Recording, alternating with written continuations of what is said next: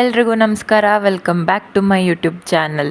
ಇವತ್ತು ನಾನು ಲಿಕ್ಕಿ ಇಬ್ಬರು ಎಲ್ಲೋ ಹೋಗ್ತಾ ಇದ್ದೀವಿ ಅಂದರೆ ಎಲ್ಲೋ ಅಲ್ಲ, ಅವ್ರ ಮನೆಗೆ, ಅಂದರೆ ಲಿಕ್ಕಿ ಅವ್ರ ಮನೆಗೆ ಹೋಗ್ತಾ ಇದ್ದೀವಿ, ಮೈಸೂರಿಗೆ. ಅವಳು ವೀಡಿಯೋ ಮಾಡ್ತಾಯಿದ್ಲು ಆಟೋದಲ್ಲಿ ಹೋಗುವಾಗ ಕೂತ್ಕೊಂಡು. ಇವಳಿಗೆ ಇಂಟ್ರೆಸ್ಟೇ ಇಲ್ಲ ಗಾಯ್ಸ್ ಇವತ್ತು ವ್ಲಾಗ್ ಮಾಡೋಕ್ಕೆ. ಇವಳು ನನಗೆ ಪೇಮೆಂಟ್ ಕೊಡ್ತಾಳಂತೆ, ನಾನು ಮಾಡ್ತಾಯಿದ್ದೀನಿ ಅಂತ. ಅಂತೂ ಇಂತೂ ಮೈಸೂರಿಗೆ ಬಂದು ಇಳ್ದೇ ಬಿಟ್ವಿ. ನಾನಂತೂ ಇದೇ ಫಸ್ಟ್ ಟೈಮ್ ಮೈಸೂರಿಗೆ ಬಂದಿರೋದು. ಆ್ಯಕ್ಚುಲಿ ನಾವು ನೆನ್ನೆನೇ ಹೋಗಬೇಕಿತ್ತು ಸಂಜೆ ಟ್ರೈನಿಗೆ, ಅಂದರೆ 4:45 ಟ್ರೈನ್ ಇತ್ತು. ಬಟ್ ಆವಾಗ ಸ್ಪೋರ್ಟ್ಸ್ ಇತ್ತು ಅಲ್ವಾ, ಅದು ಆಡ್ಕೊಂಡು ಕುತ್ಕೊಂಡು ಟೈಮ್ ಆಗೇ ಬಿಡ್ತು, ಹಾಗಾಗಿ ಹೋಗೋಕ್ಕಾಗಲಿಲ್ಲ. ಸೊ ಸಂಡೇ ಮಾರ್ನಿಂಗ್ ಎದ್ದು ಹೋಗೋಣ ಅಂದರೆ ಬೆಳಗ್ಗೆ ಬೇಗ ಎದ್ದೇಳೋಕ್ಕೆ ಆಗಲಿಲ್ಲ. ಬಾಡಿ ಫುಲ್ ಟಯರ್ಡ್ ಆಗಿದ್ದರಿಂದ ಎಚ್ಚರನೇ ಆಗಿರಲಿಲ್ಲ. ಎದ್ದಿದ್ದೇ 8:30 9 ಗಂಟೆ. ಏನು ಮಾಡೋಕ್ಕಾಗುತ್ತೆ ಅಂತ ಟ್ರೈನಿಗೆ ಹೋಗೋ ಆಸೆ ಬಿಟ್ಟು ಬಸ್ಸೇ ಹತ್ಕೊಂಡು ಮೈಸೂರಿಗೆ ಬಂದಿದ್ದಾಯಿತು. ಬಸ್ ಇಳಿದು ನಾವು ರೋಡ್ ಕ್ರಾಸ್ ಮಾಡಿದ್ವಿ ಅಷ್ಟೇ. ಆಲ್ರೆಡಿ ಲಿಕ್ಕಿ ಅವ್ರ ಡ್ಯಾಡಿ ಬಂದು ಕಾಯ್ತಾ ಇದ್ರು ನಮ್ಮನ್ನು ಕರ್ಕೊಂಡು ಹೋಗೋಕ್ಕೆ ಅಂತ.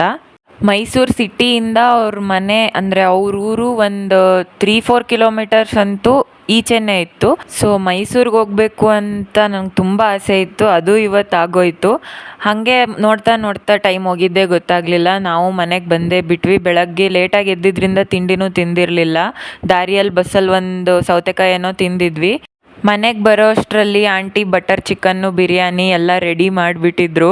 ಹಾಗೆ ಕುತ್ಕೊಂಡು ಯಾವುದೋ ಒಂದು ಮೂವಿ ಹಾಕ್ಕೊಂಡು ತಿನ್ನೋಣ ಅಂದ್ಬಿಟ್ಟು ಟಿ ವಿ ಆನ್ ಮಾಡ್ತಾಯಿದ್ವಿ. ಟೂರಿಸ್ಟ್ ಫ್ಯಾಮಿಲಿ ಅಂತ ಯಾವುದೋ ಮೂವಿ ನೋಡಿದ್ವಿ. ಊಟ ಎಲ್ಲ ಮುಗಿಸ್ಕೊಂಡು ರೆಸ್ಟ್ ಮಾಡೋಣ ಅಂತ ಪ್ಲ್ಯಾನ್ ಮಾಡಿದ್ವಿ. ಬಟ್ ನಮ್ಮ ಪ್ಲ್ಯಾನ್ ಯಾವತ್ತು ವರ್ಕ್ ಆಗುತ್ತೆ ಅಲ್ವಾ? ಹಾಗೆ ಅವ್ರ ಅಣ್ಣ ಮತ್ತು ಅದಕ್ಕೆ ಇಲ್ಲೋ ಈಚೆ ಶೂಟಿಂಗ್ ಮಹದೇವಪುರ ಅಂತ ಇಲ್ಲೇ ಪಕ್ಕದಲ್ಲಿದೆ, ಬನ್ನಿ ಹೋಗಿ ಬರೋಣ, ಅಲ್ಲಿ ಫಾಲ್ಸ್ ಎಲ್ಲ ಚೆನ್ನಾಗಿದೆ ಅಂತ ಕರೆದ್ರು. ಸರಿ ನಡೀರಿ ಮನೇಲಿ ಕುತ್ಕೊಂಡು ನಾವಿನ್ನೇನು ಮಾಡೋದು ಅಂತ ಹೋದ್ವಿ. ಹೋಗೋ ದಾರಿನೂ ಅಷ್ಟೇ ಚೆನ್ನಾಗಿತ್ತು. ಹೋದಾಗ ಅಲ್ಲಿ ಎಕ್ಸ್ಪೀರಿಯನ್ಸ್ ಮಾಡಿದ್ದು ನೀರಲ್ಲಿ ಸಖತ್ತಾಗಿತ್ತು. ನನಗಂತೂ ತುಂಬ ಖುಷಿ ಆಯಿತು. ವಾಪಸ್ ಮನೆಗೆ ಬಂದು ಏನು ಮಾಡಬೇಕಂತ ಪ್ಲ್ಯಾನ್ ಮಾಡಿದ್ವಿ ಅಂದರೆ ಮತ್ತೆ ಮೂವಿ ನೋಡಬೇಕು ಅಂತ. ಯಾಕಂದರೆ ಲಿಕ್ಕಿ ಅವ್ರ ಡ್ಯಾಡಿದು ಒಂದು ಪ್ರೈವೇಟ್ ಥಿಯೇಟರ್ ಇದೆ, ಥಿಯೇಟರ್ ಬಿಸ್ನೆಸ್ ಇದೆ. ಅದಕ್ಕೆ ಡೆಮೋಗೆ ಅಂತ ಒಂದು ಪ್ರೈವೇಟ್ ಥಿಯೇಟರ್ ಮಾಡಿದ್ದಾರೆ. ಅಲ್ಲಿ ನಾನು ಅಯ್ಯನ ಮನೆ ಸೀರೀಸ್ ನೋಡಿದೆ.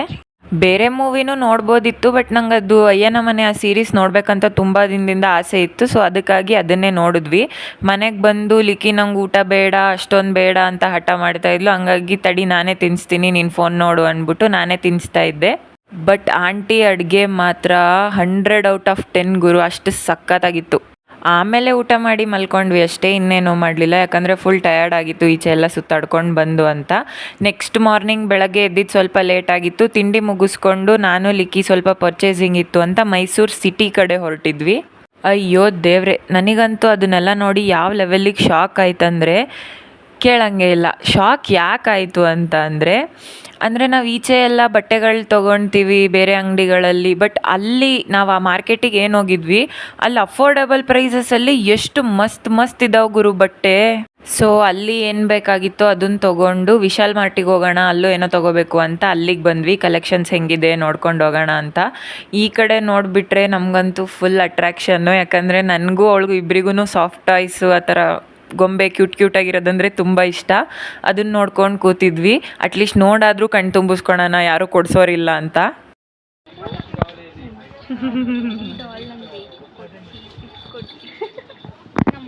ನಮ್ಮಮ್ಮ ನಾನೇನಾದರೂ ಈ ಡಾಲ್ ತೊಗೊಂಡ್ರೆ ನೀನೇನು ಚಿಕ್ಕ ಮಗುನ ಅಂತ ಕೈಮಾ ಮಾಡ್ತಾರೆ ನನಗೆ.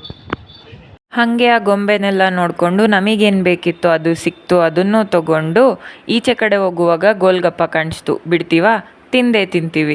ಅದನ್ನು ತಿನ್ಕೊಂಡು ಮತ್ತೆ ಎಲ್ಲ ಸುತ್ತಾಡಿ ತುಂಬ ಟಯರ್ಡ್ ಆಗಿತ್ತು. ಏನಾದರೂ ಲಿಕ್ವಿಡ್ ಥರದ್ದೇನಾದರೂ ತಗೊಳ್ಳೋಣ ಸ್ವಲ್ಪ ಅಂದ್ಬಿಟ್ಟು ಜ್ಯೂಸ್ ಕುಡಿದ್ವಿ. 10 ರೂಪಾಯಿಗೆ ಆ ಜ್ಯೂಸು ಪೈಸಾ ವಸೂಲ್ ಅಂತಲೇ ಹೇಳ್ಬೋದು, ಸಖತ್ತಾಗಿತ್ತು. ಇನ್ನೊಂದು ನನಗೇನು ಸಖತ್ ಖುಷಿ ಅನಿಸ್ತು ಅಂದರೆ ನಾವು ಬರುವಾಗ ಬಸ್ಸಲ್ಲಿ ಬಂದ್ವಿ ವಾಪಸ್ಸು. ಹಾಗೆ ಆವಾಗ ಮಂಡ್ಯ, ಮೈಸೂರು, ಅರಕೆರೆ ಆ ಥರ ಊರುಗಳ ಹೆಸರೆಲ್ಲ ನಾನು ರಾಜವೌಲಿ ಮೂವಿಲಿ ನೋಡಿದ್ದೆ. ಇವತ್ತು ಫಸ್ಟ್ ಟೈಮ್ ಆ ಬಸ್ ಸ್ಟ್ಯಾಂಡಲ್ಲಿ ಆ ಹೆಸ್ರುಗಳು ಕೂಗೋದು ಮತ್ತು ಆ ಬೋರ್ಡ್ಗಳೆಲ್ಲ ನೋಡಿದೆ. ಅದೊಂಥರ ಖುಷಿ ಅನಿಸ್ತು. ಮಧ್ಯಾಹ್ನ ಬಂದು ಫುಲ್ ಟಯರ್ಡ್ ಆಗಿಬಿಟ್ಟಿತ್ತು. ಊಟ ಮಾಡೋಕ್ಕೆ ಅಂತ ಕುತ್ಕೊಂಡು ಊಟ ಮಾಡಿದ್ವಿ.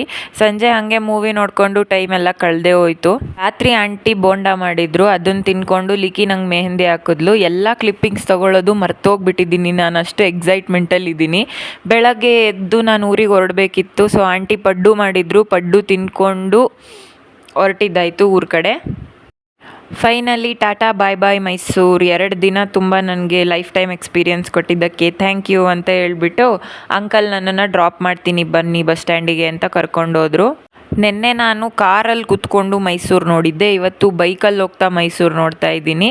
ಬಟ್ ದಸರಾ ಟೈಮಲ್ಲಿ ಮೈಸೂರಿಗೆ ಬರಬೇಕಂತ ನಂಗೆ ಅದೊಂಥರ ತುಂಬ ಆಸೆ.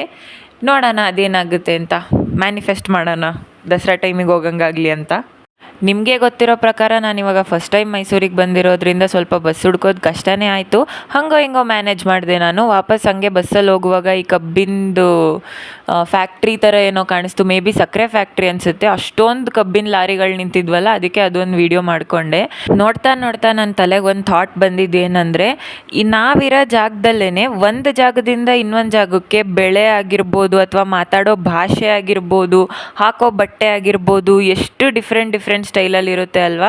ನಾನು ಅದೇ ಯೋಚನೆ ಮಾಡ್ತಾ ಬಸ್ ಇಳಿಯೋ ಟೈಮ್ ಬಂದೇ ಬಿಡ್ತು. ಆಂಟಿ ನನಗೆ ತುರುವೇಕೆರೆಗೆ ಅಂತ ಹೇಳ್ಬಿಟ್ಟು ಟಿಕೆಟ್ ಕೊಟ್ಟಿದ್ರು. Aunty means conductor aunty.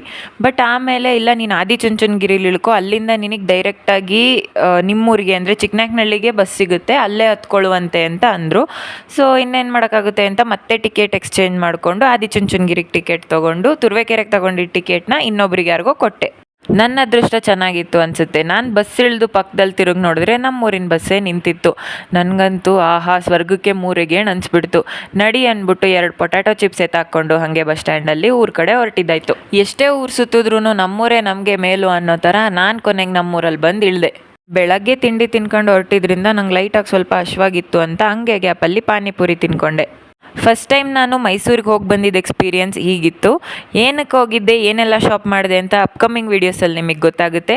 Thank you so much for watching. Bye.